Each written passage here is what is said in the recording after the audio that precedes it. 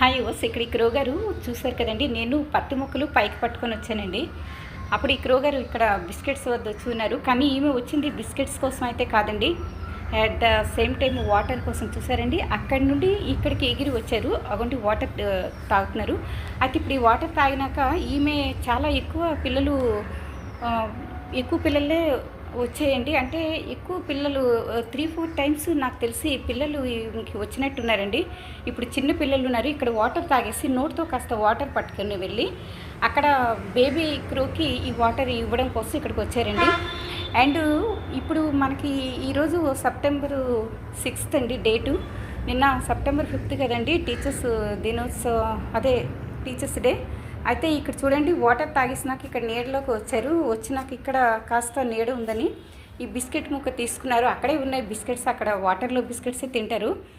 But ఇక్కడ నీడ ఉందని అలా వచ్చారంట. అయితే ఇప్పుడు ఈ వాటర్ తీసుకొని వెళ్ళి బేబీ క్రోకి ఇప్పుడు అదే ఇస్తారండి. అండ్ ఇక్కడ నువ్వుల మొక్క చూసారు కదండి. ఇప్పుడు ఈరోజు ఎండ చాలా తీవ్రంగా ఉందండి. అస్సలు ఎంత తీవ్రంగా ఉందంటే చాలా తీవ్రంగా ఉందండి. ఇవన్నీ కూడా తోటకూర సీడ్స్ అండి.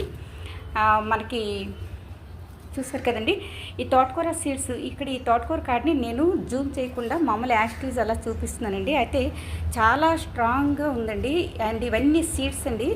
మనకి సీడ్స్ యూజ్ అవుతాయండి. మనం మంచిగా తోటకూర మిద్దిపైన మార్కెట్లో లభించిన తోటకూర మనం కొనక్కర్లేకుండా అన్ఎక్స్పెక్టెడ్లీ యాక్టివేటెడ్ అయినటువంటి ప్లాంట్కి ఈ యాక్టివేట్ ప్లాంట్ సీడ్స్ని మనం అన్నీ కూడా గ్యాదర్ చేసి వదిలిపెట్టుకుని చక్కగా మనం తోటకూర ప్లాంట్స్ వేసుకోవచ్చండి. చూసారు కదండి మనం. అండ్ ఆర్గానిక్ అండి అన్నీ కూడా. అండ్ ఈ ఫ్లవర్స్ చూసారు కదండి. ఇక్కడ ఎండ చూడండి, ఎండ తాపం ఎంత ఎక్కువగా ఉందో.